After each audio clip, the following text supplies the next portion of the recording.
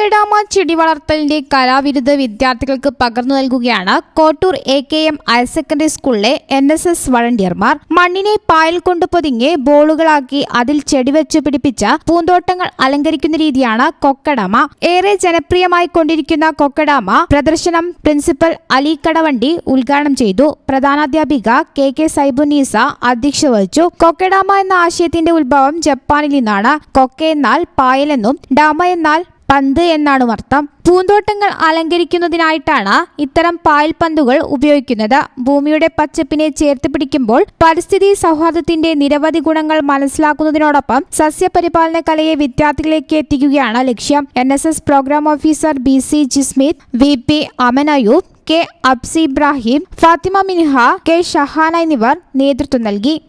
News bureau, Kottakkal.